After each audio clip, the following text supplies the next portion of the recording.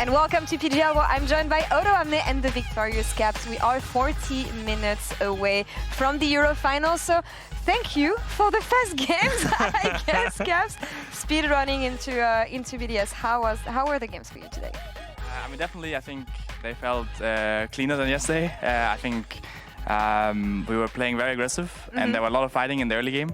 But we were winning a lot of them, so that made it easier for sure. I feel like, although BDS was not resisting so much in the second game, fighting a lot in game one, not having the right approach. But honestly, I feel like they completely dropped the ball in game two.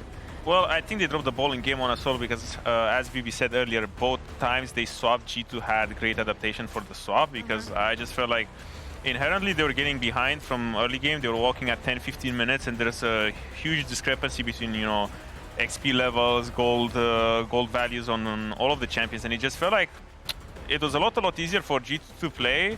Also given the team cons, because I think you guys were kind of griefing in the second game by having Malphite versus 3 ADCs, but when Hans takes the tower at minute 8, it's a little bit easier to play no matter what enemy champions what champions the enemy has.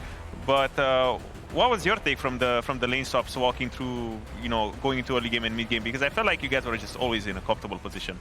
Yeah, definitely. I think there's been a lot of lane swaps ever since the last playoffs, and especially at MSI we got a lot of just of games where lane swaps were a thing. So I think we are quite comfortable on those, and I think they really didn't want BB to have a good time with this lane swap specifically. So that ended up costing them a lot on bot, right? And I think Hans got mega fed, so he just took over the game. And while BB was definitely quite far behind, it came at a cost, right? That could just put Hans in the good spot. That's why when junglers are asking if they gank top or bot, who they should gank, and it's always bot, because bot lane is always going to carry your game. And I think at minute 8 or whatever, there was 1k gold difference between Jace and Malphite, and also between Hans and Ice, because I forgot the champions they were. And yeah, this is just proof of don't gank top. Just let us 1v1 and just go gank the pesky bot laners. Crazy that you say things now. Things have changed. But to follow up on what BB was saying actually about the state of mid lane and Tristana, we asked you yesterday if Tristana has any flaws, any weaknesses. I love the answer you gave us. But the non-answer.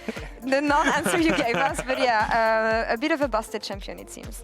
For sure, she's quite strong, and we learned the hard way at the EWC as well, where we top picked it and we just lost, right? So now we're picking it a bit more, and looks good. Yeah, and you got your hands at it at MSI as well. I remember amazing plays from you against Azir. Thank you. Do you enjoy playing the champion?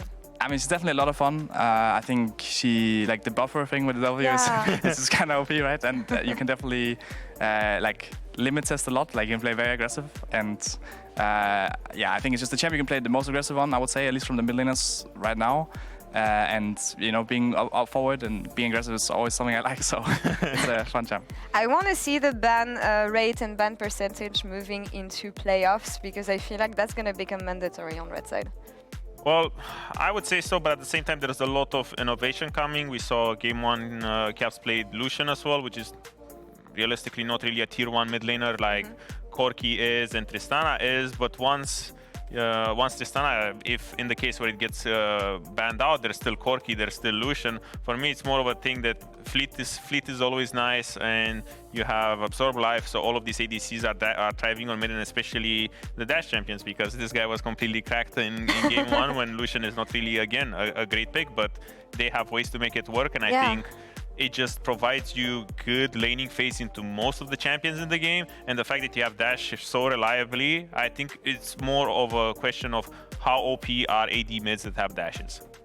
Question to you then. Definitely AD carry seem quite strong. I even had the Ezreal yesterday, so just try. It's the pick area AD carry challenge in this playoffs, and of course I did win a split as AD carry, so I'm just relying on the old info, right? Yeah. It's fun. Yeah, they don't know what's coming. Actually, I completely forgot about this, but yeah, you're gonna have a lot of fun, Caps, in playoffs. It seems more AD carries that you see going on the list. I know you can't say too much, of course, but I trust you guys to try some wacky picks in scrims. But have you been trying some other stuff that we might see?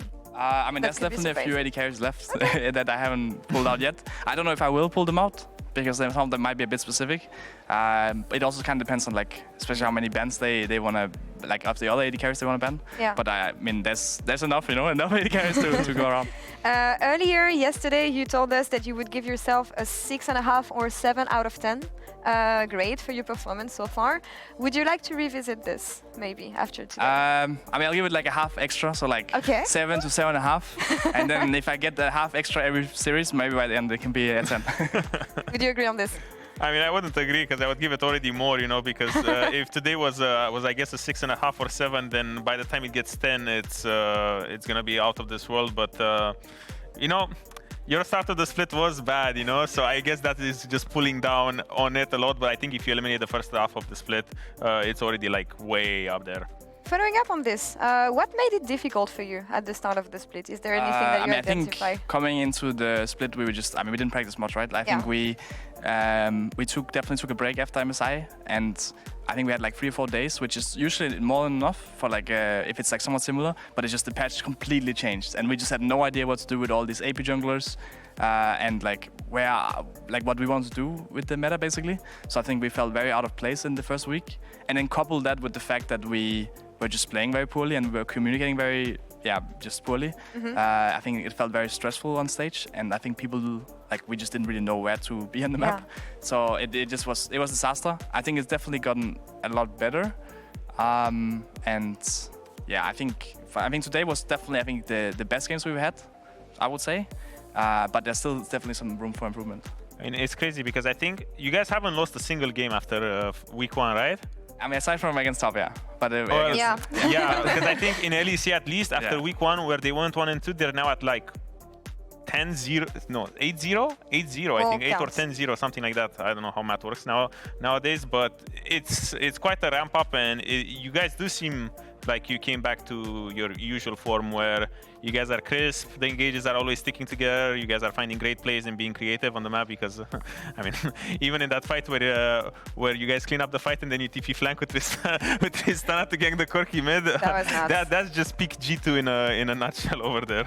You got Kia Player of the Series actually after this one, Caps, and I know it's hard with you to rate performance because you've been so good and consistent for years. I know we had a discussion earlier this year about, are you peaking again?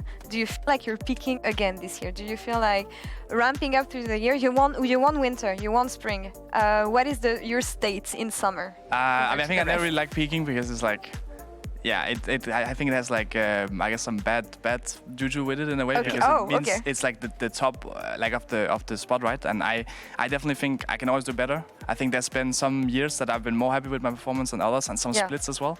But at the end of the day, you will always be remembered for like your last performance, and we did well today. But if I just ended next week and then the week after, then it's just going to be a bad like split or even year for us.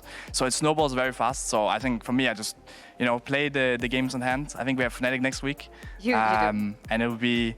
They just broke out of their loss streak from last time we played them, so it would be great to just put them back in their loss streak.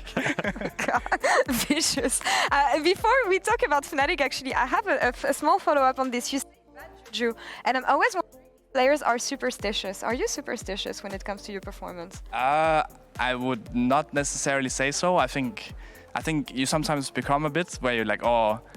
I think we have like whoever sits in the middle of the car seat and stuff like this. We for sure have some stuff like that.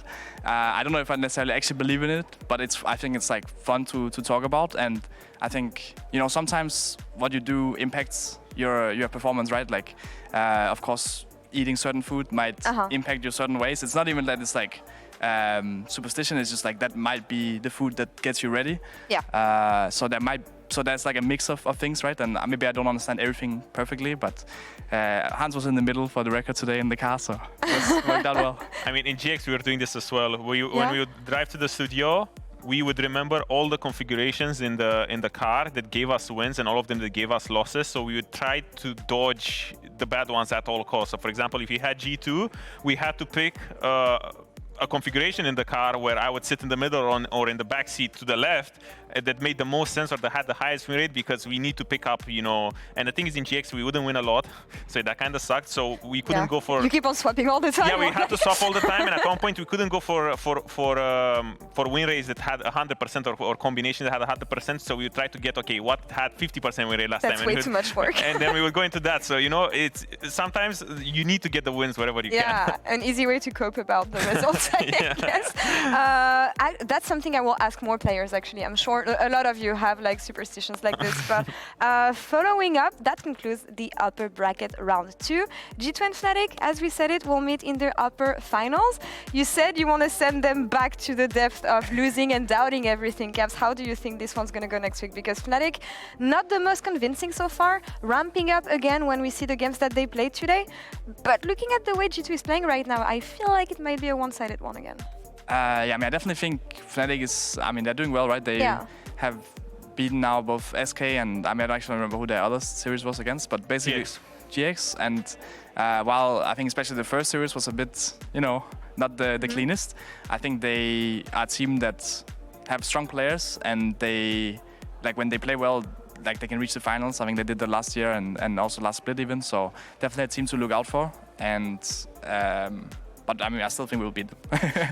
Of course, the confidence here, and with with you actually winning today, you're sending BDS in the lower bracket and SK as well. Waiting for their opponents, though. Odo, a quick take on the matches that we're gonna have: GX against Heretics and KC versus MDK. It's do or die for these teams because from this point on, there are season finals implications. And MDK is in season finals, though, so I guess for them. Exactly, but for K-Corp is trying to do the run where they're getting to top 3 to make season finals, because otherwise they can't make it. I lost my hat. You don't have the cap, I don't have the hat this time, so it's a bit sad.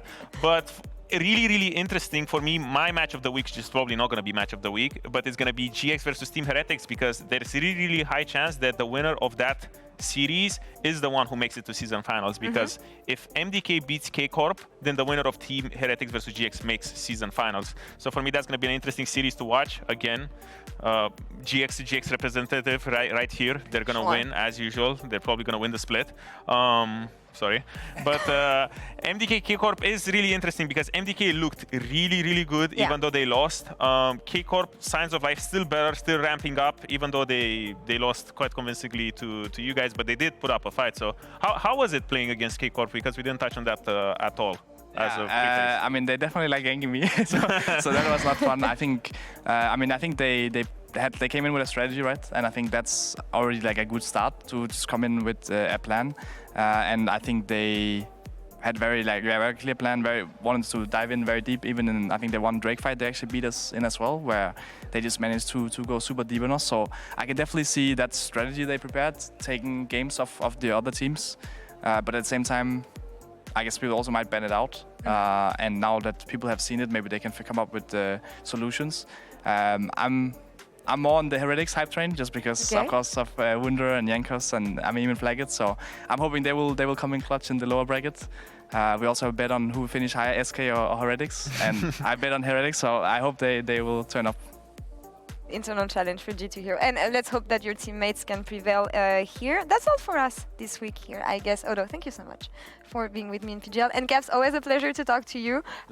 Good luck against Fnatic next week. Once again, a matchup that we keep on seeing. Reminder, we will see you next Sunday, the last day of the week, to kick off the Laure. What? It's cool that it's the Sunday because it's the last day of the week because it's sunny. Anyway, we'll see you next Sunday to kick off the lower bracket round 1. That was great, I guess. Good night, everyone. Have an amazing week. We'll see you soon. Yeah. What are you saying, even? We're in our second round, but we're in a banger already. Fnatic versus SK. It's a BO3, but I hope it goes all the way. Razor gets the roots down as well, and the burn enough. It's down to inches. The flash for Flash. Niski is looking for one more. Oh no! The plans carry through. find the pick. Jun's overextended. Razork is missed though. Yeah, but I mean, Razork's ulti comes through with the two-man knock-up. He's in the perfect place at the perfect time, and Humanoid's damage, his gold's starting to come in mega handy. Irrelevant flashes away as the feathers also fly from Rahel, and Humanoid thinks of another idea. His SK's Baron is thwarted. Go on here. Arjun here, and the fact you've got The army. Oh, he went forward. He did. He's trying to maybe clear the way, but into the ulti, Razork predicts a slice and dice back. They are desperate here, SK, as the ulti at least slows down in the AoE. Jun is behind. Quickness comes through. They're going to take a mismatch fight until Humanoid flies on in. He just deletes Rahel, and Fnatic now get to play a front to back. This Crocodile is going back to the zoo. Noah's cleaning house. And man, we had this big discussion over Rahel and Luon, but Noah and Jun were here first. And this is what happens when Fnatic have confidence. In the case of G2, dominance as expected. But for BDS, there are some questions around their performance. Hold that thought. We don't have time. Broken Blade did this once before, now he'll try again, knowing Nuke doesn't have flash. One more auto, might have to trade his life. No, a little bit extra health. Sheo should just kill him. One auto, no! Nation baby bruisers! Alive and well. Sheo now trying to turn it back. One more auto empowered. Lifesteal versus Lifesteal baby, but nobody drain takes. Like an Aatrox with Sundered Sky. Holy shit. That Q will not be enough from Adam to kill him. Yeah, and it's also, it's just delaying the, but the way he's TPing out. He's TPing out. The Hex Flash. This is so crazy.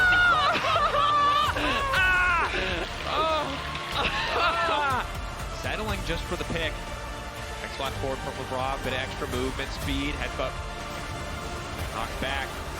Now the redemption coming in, good damage on a hot on dice off to the side. Immediate lightning crash. Capso now wants to turn this one back. Cap trying to free fire on Adam, looking for the reset on the Savage charge means he can jump again. Ice has to be careful, caught between multiple carries. Broken Blade put behind, but he still does a hell of a lot of damage. Caps finding one, and there you go, baby.